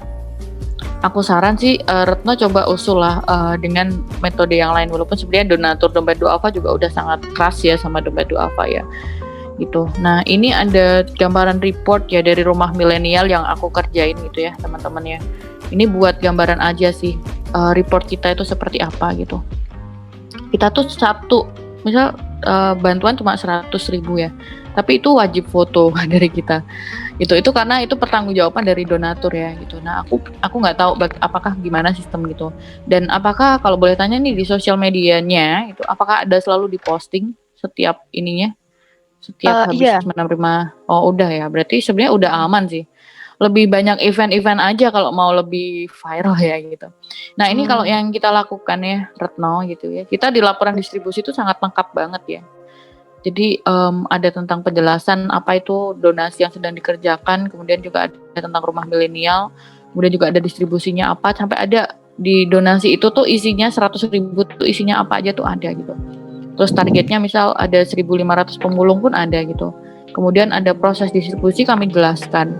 Kemudian isi bantuan pun kita jelaskan semuanya. Kemudian ada ini base penerima manfaat pun kita jelasin, kakaknya ada berapa, jiwanya ada berapa, persentase dari hasil donasi yang kita distribusikan ini contohnya 82% pemulung itu jelas termeasure atau terukur, dan di lapak apa saja tuh kita jelaskan di situ.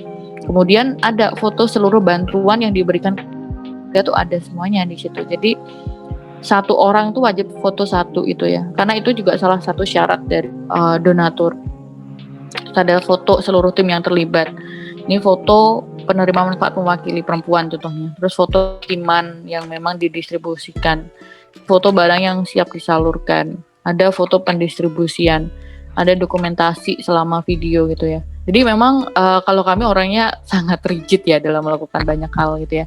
Nah ini mungkin saran saya untuk lebih viral tuh salah satunya banyak melakukan publikasi gitu ya.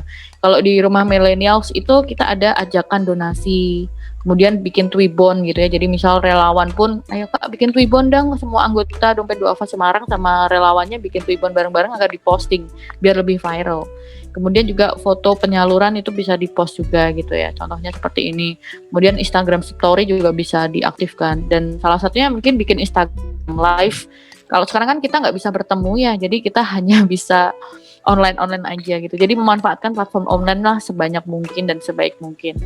Kemudian kami juga posting di website juga gitu ya.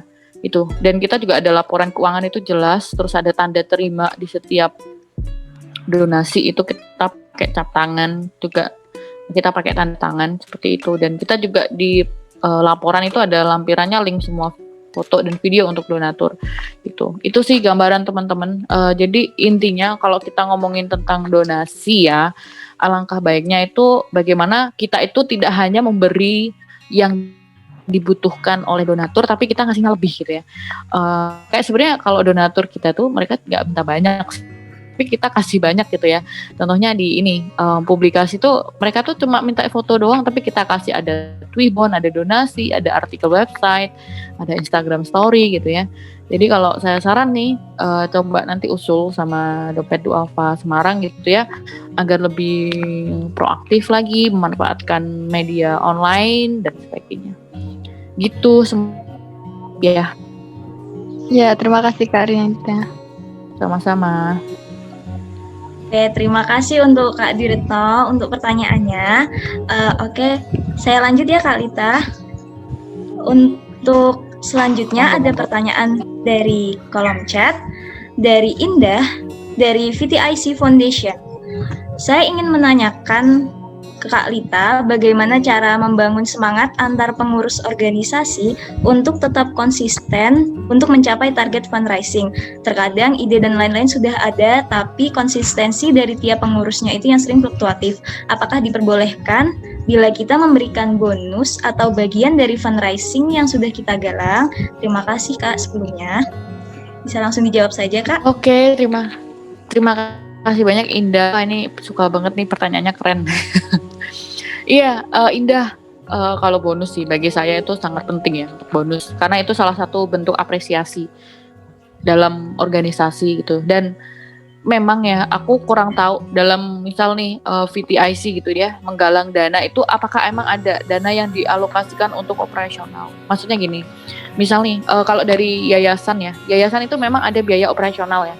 Contohnya kita butuh dana 100 juta. Itu gak hanya 100 juta aja, tapi ditambah biasanya untuk organisasi itu 10-20% untuk biaya operasional. Berarti 10-20% itu ya mungkin tambahan 20 juta itu untuk operasional tim. Jadi memang kita menggaji itu modelnya. Selama ini kami seperti itu di misal di Generation Foundation gitu. Nah, contohnya di kitab Rumah Milenial juga kita juga ada biaya operasional.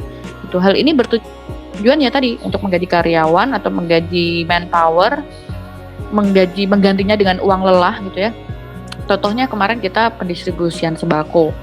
Kita nggak bisa ngasih mereka uang, nah kita ngasih makan ke mereka kayak gitu contohnya. Atau mungkin ada biaya transport atau bonus, itu sangat wajar ya. Jadi kalau saya saran malah itu wajib ya, karena itu sebenarnya semua sudah dianggarkan di 10% itu. Nah, saya belum tahu apakah VTIC dalam menggalang dana apakah langsung 100% untuk program atau ada 10-20% untuk operasional organisasi kayak gitu. Kalau boleh tahu nih Indah, gimana selama ini nih? Mungkin bisa sharing ke teman-teman yang lainnya. Halo, selamat sore semuanya. Sore, mohon Indah. izin untuk sharing. Jadi untuk selama ini di VTIC Foundation itu memang kita benar-benar fokus untuk 100% sih, dan untuk beberapa akhir ini kita memang menganggarkan hanya beberapa tidak menganggarkan berapa persennya, namun menganggarkan ketika dibutuhkan saja gitu Pak, sebagai misalnya pengganti uang transport, pengganti uang konsumsi gitu. Jadi memang mungkin dari situ sih kami pun harus belajar gitu bahwa oh ternyata wajar gitu ya Kak ya. untuk menganggarkan hal tersebut. Dan mungkin dari situ juga yang menjadi alasan gitu ya, mungkin beberapa tim kami agak kurang berkenan gitu, agak kurang semangat dalam menjalani program ini gitu sih Kak.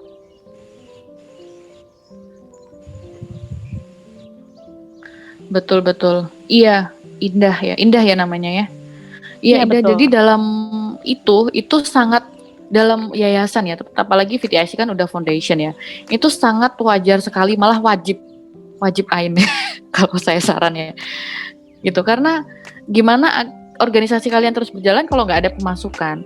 Dan dalam sistem organisasi itu hal yang sangat wajar untuk biaya operasional 10-20%. Itu mungkin aku ambil contoh ya. Ini contoh waktu sama rumah milenial. Aku ambil contoh ini aku ambil yang agak tidak konfidensial ya. Ini ada beberapa yang konfidensial ya. Oke. Nah, itu tuh mereka udah sangat paham ya dengan ini ya. Contohnya nih aku share screen ya. Aku share screen waktu kita pertama mendapat funding kan kita ada beberapa ini ya, beberapa tahap pendistribusian sampai akhirnya 200 lebih juta. 200 juta lebih gitu ya. Nah, tahap pertama kita hanya dikasih 40 juta untuk 400 sembako. Tapi kita dikasihnya 44. Berarti kan ada 10% di situ kan? Jadi mereka pun donatur tuh paham 10% itu untuk pendistribusian dan juga SDM. Di anggaran dana pun kita jelasin gitu. Kita 4 jutanya itu dipakai apa aja kita jelasin gitu. Jadi kalau aku saran ya, jadi nanti next step gitu ya. Kalau VTIC Foundation gitu ya mau bikin program itu alangkah baiknya ada 10%. Mau itu dana mau misal dari 100 juta contohnya ya, 100 juta, 10% dari 100 juta berarti 10 juta, 90 jutanya untuk 100 gram, 10 jutanya untuk SDM. Jadi bener kan 100 juta kayak gitu. Dan itu sangat wajar. Atau tadi 110 juta kayak gitu. Aku saran sih gitu dan itu sangat wajar sih. Indria namanya tadi ya. Gitu. Indah apa Indri tadi ya? Sorry. Indah. Oh, Indah, iya betul. Oke, terima kasih banyak. Itu sangat wajar banget. Iya. Kalau boleh tahu di VTIC bagian apa ya? Saya kebetulan yang sebelumnya di Markom, sekarang kebagian untuk pertama kali di fundraising-nya Kak, makanya masih perlu banyak belajar gitu terkait ini. Oke. Good luck ya. VTIC itu Raka bukan ya? Bukan ya?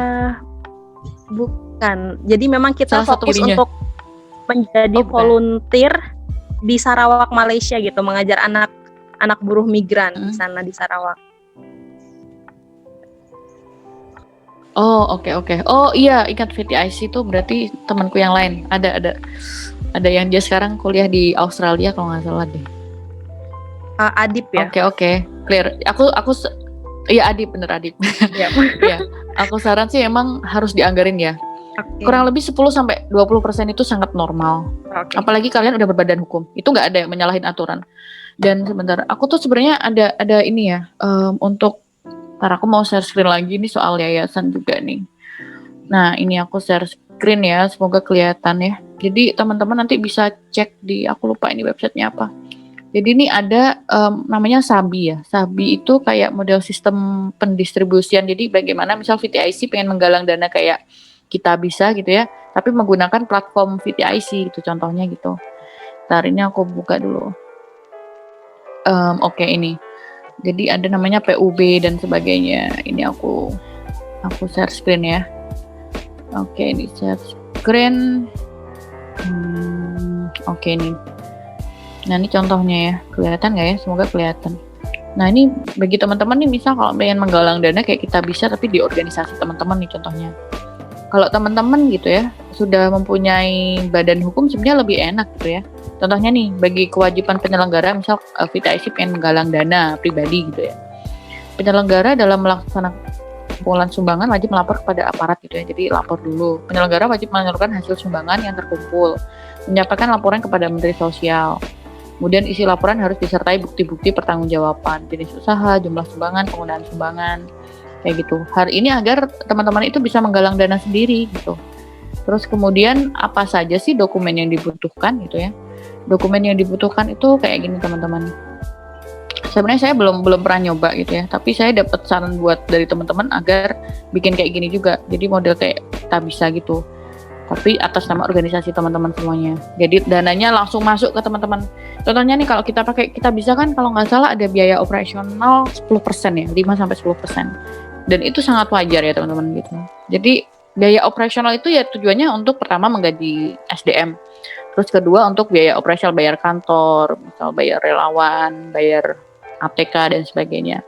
Nah, ini prosedur untuk pengajuan izin tuh tadi ada nama, alamat organisasi, akta pendirian, kegiatan sosial, jangka waktu yang dilakukan, mekanisme penyaluran, mekanisme penyelenggaraan, sama pembiayaan kayak gitu. Terus kemudian diajukan ke Kementerian Sosial gitu. Jadi ini misal kalau VTIC mau menggalang sendiri ya, jadi misal kalau mau nggak ada potongan biaya operasional misal dari kita bisa 5-10% itu bisa mengajukan sebenarnya gitu. Semoga bisa menjawab ya.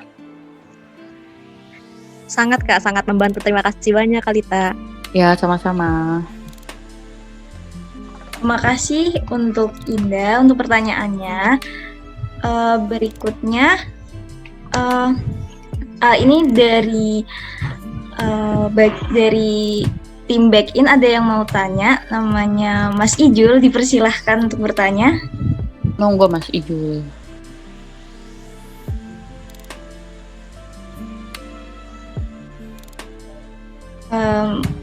Assalamualaikum warahmatullahi wabarakatuh.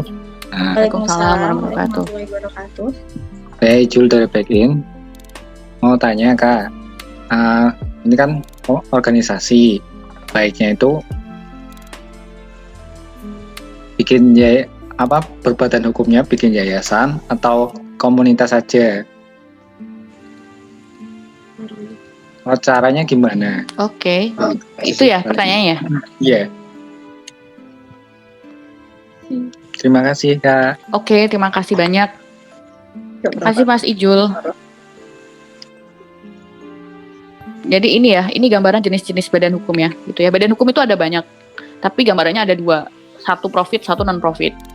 Kalau profit itu adalah tadi perusahaan terbatas PT, kemudian ada juga CV, ada UMKM, kemudian ada juga yang non profit. Non profit itu organisasi, yayasan, perkumpulan, komunitas. Nah, cara pertama yang perlu kita lakukan adalah mencari notaris. Itu. Jadi carilah notaris untuk dibentuk badan hukum karena kan itu harus tanda tangan notaris ya, gitu ya. Jadi tahap pertama adalah teman-teman sebenarnya mau organisasi apapun itu sebenarnya bisa ya teman-teman ya. Maksudnya gini. Kalau non profit kan ada yayasan, organisasi, perkumpulan ya. Tinggal tujuannya kalau mau dibikin profit ya tinggal dibikin profit. Kalau mau non profit ya yang tadi organisasi, yayasan dan sebagainya. Bedanya kan kalau yayasan tuh nggak bisa mendapat uang, bukan mendapat uang banyak nggak sih, tapi tidak bisa menjual produk atau menjual service gitu ya, gitu. Nah, aku saran sih pertama cari notaris dulu gitu. Nah, nanti bisa konsultasi sama notaris baiknya seperti apa. Tapi normally emang kebanyakan emang organisasi yayasan itu bisa, karena sama aja sebenarnya, gitu. Kemudian sama notaris biasanya disarankan untuk apply namanya sistem OSS. OSS tuh kayak sistem dari BKPM. OSS itu dari situ nanti organisasi teman-teman terdaftarkan seperti itu. Kemudian tinggal ngisi-ngisi aja organisasi, terus orangnya siapa saja yang terlibat, yang di dalam akta gitu. Jadi kan notaris itu membantu para pendiri untuk membuat akta kan kayak gitu. Nah di OSS itu lebih ke sistem operation support systemnya itu dari ke BKPM seperti itu. Di online single submission gitu sih. Jadi yang pertama cari notaris dulu, kemudian nanti sama notaris pasti ada ADART yang perlu dibuat, kemudian setelah ADART kemudian ada akta notaris kayak gitu sih Mas. Semoga bisa menjawab ya Mas. Terima kasih. Oke, terima kasih Kak. Sama-sama. Membantu banget.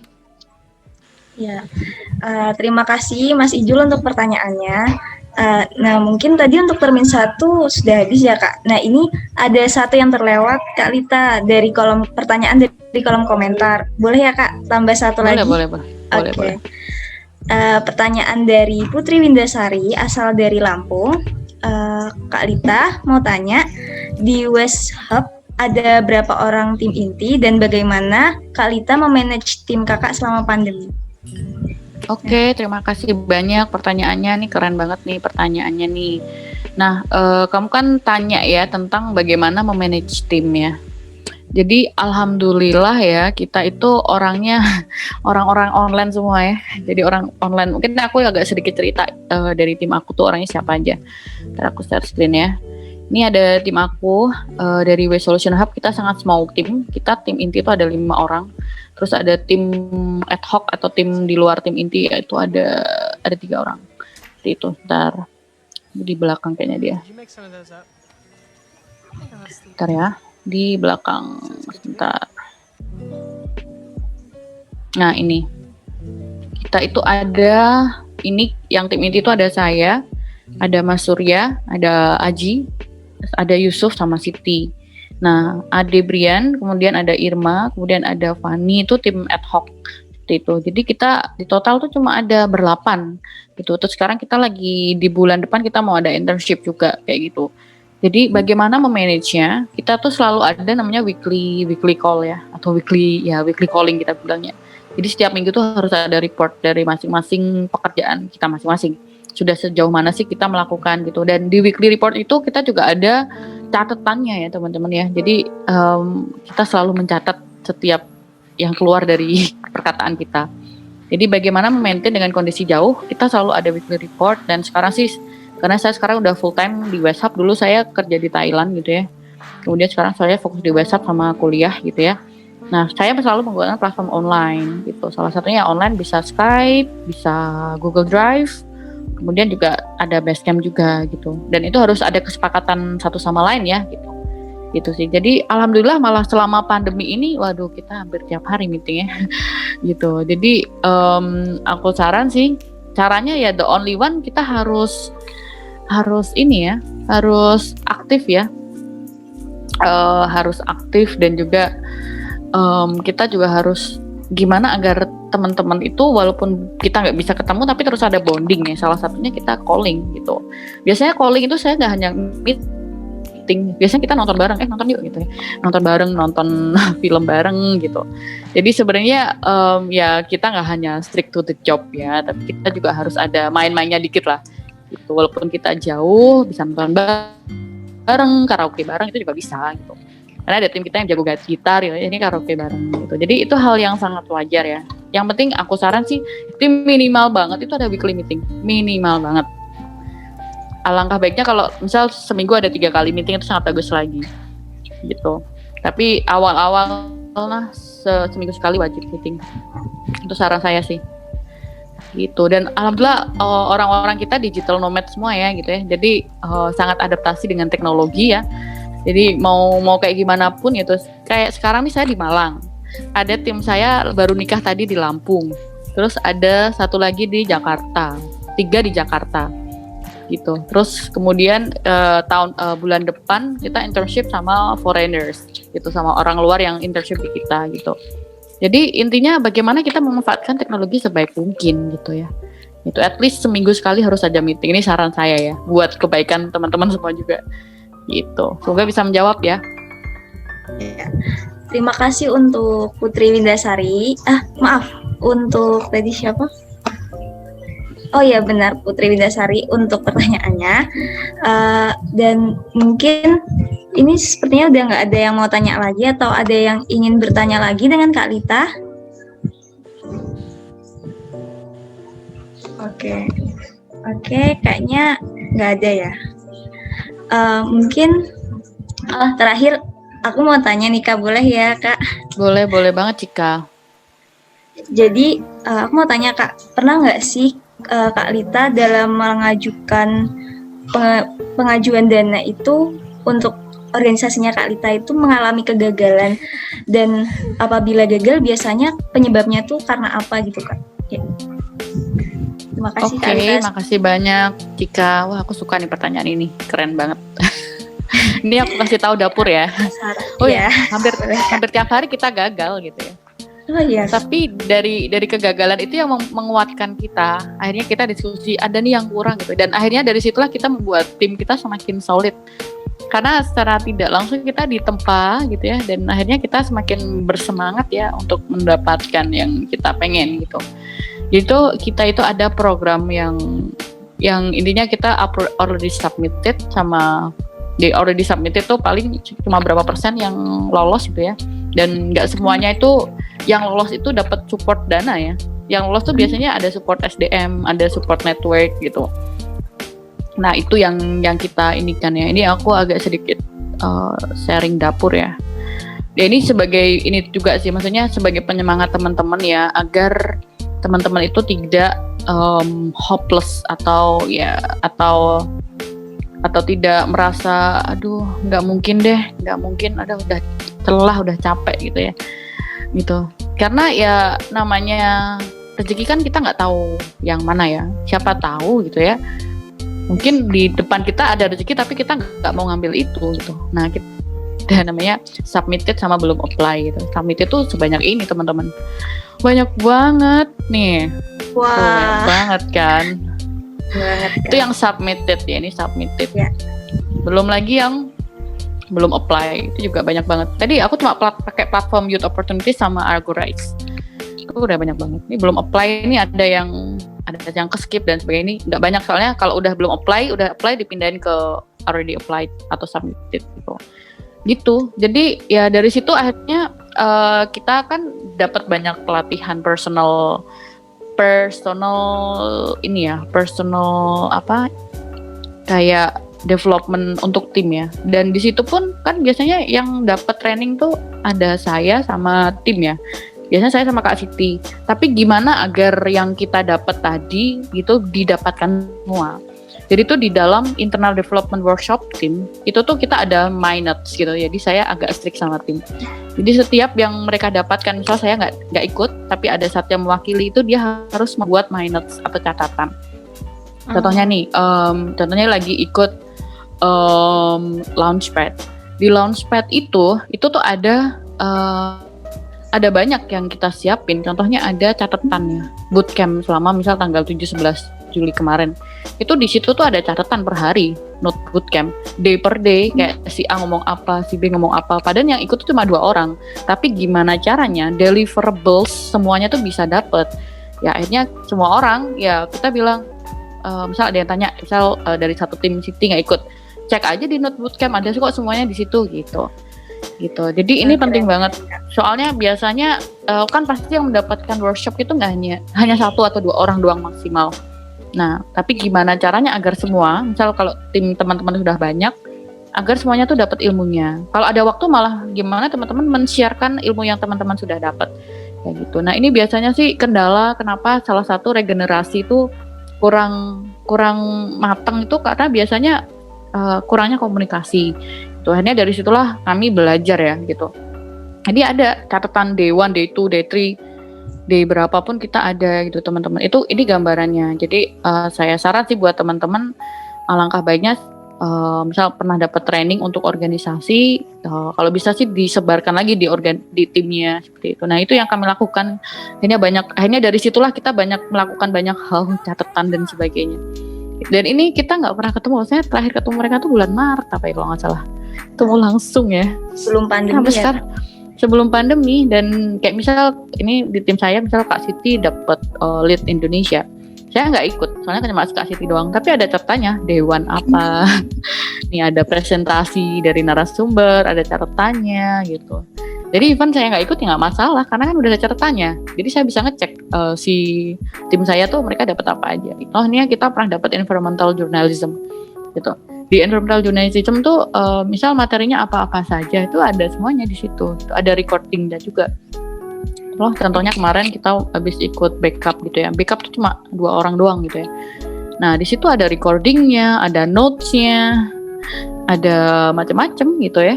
Jadi ya saya saran sih buat tim, komunikasi antar tim itu penting banget gitu ya. Salah satunya ada catatan gitu. Kayak misal kita ada meeting sama tim gitu ya.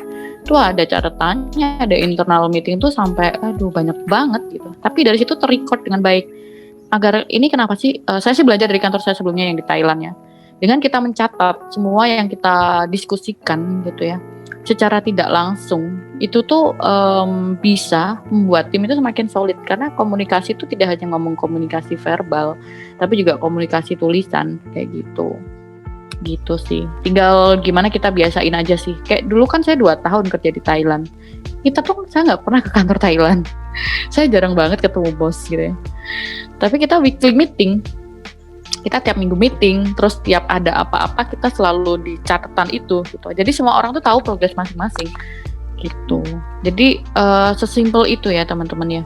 Jadi aku saran sih teman-teman tuh harus lebih ini ya, agile sama teknologi sekarang gitu. Terarsip dengan lengkap ya Kak semuanya. Iya.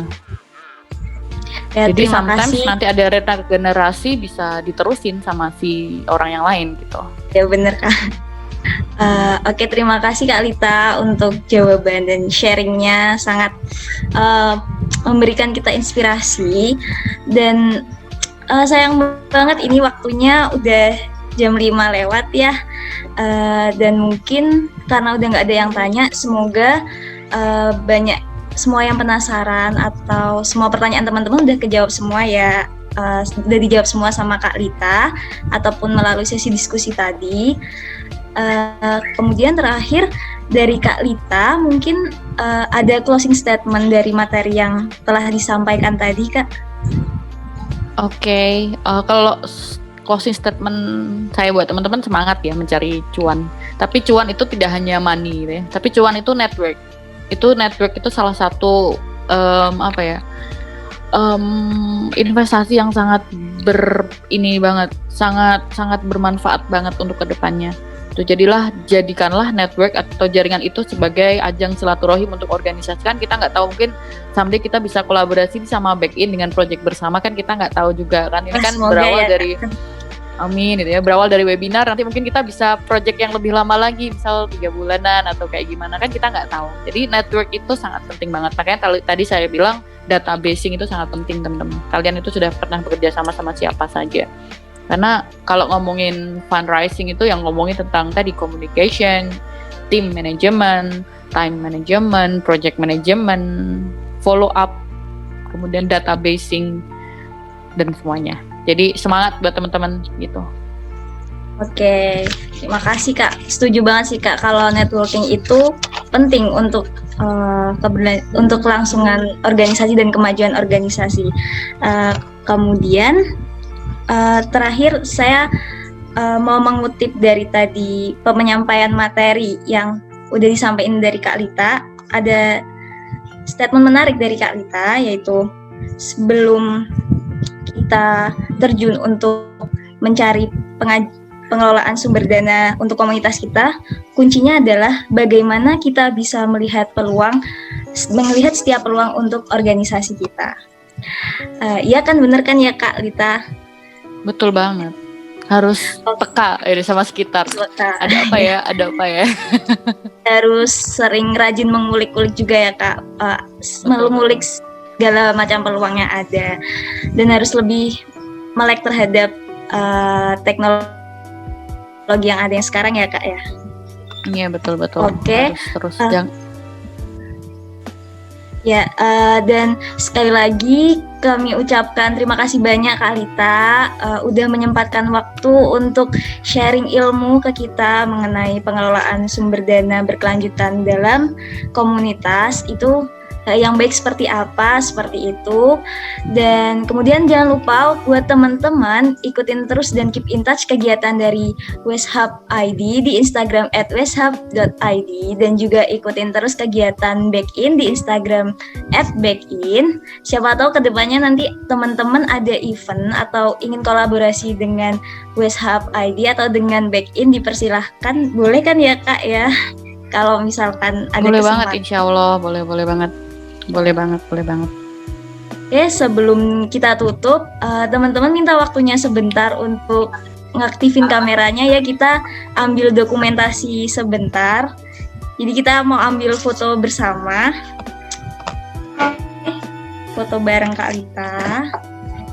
Oke, nanti untuk fotonya akan dipandu sama panitia. Kita take 2 foto ya. Yang pertama gayanya kayak gini, gaya 3R. Oke.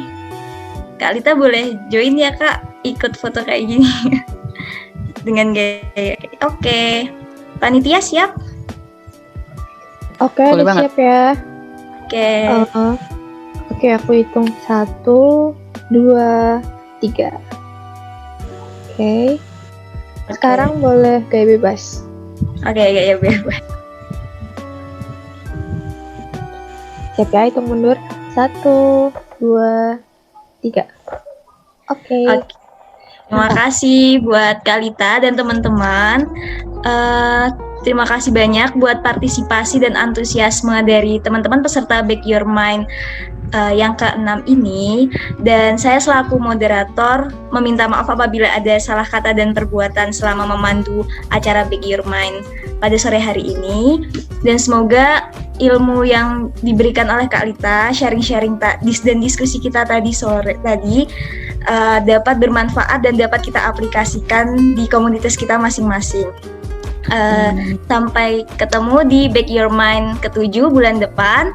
Dan terakhir, Back in Indonesia, alam punya cerita, manusia punya rasa. Wassalamualaikum warahmatullahi wabarakatuh. Oke, terima kasih Kak. Waalaikumsalam warahmatullahi wabarakatuh. Terima kasih Makasih, banyak teman-teman. Cika. Waalaikumsalam. Terima kasih warahmatullahi Bekin. wabarakatuh. Sampai ketemu ya.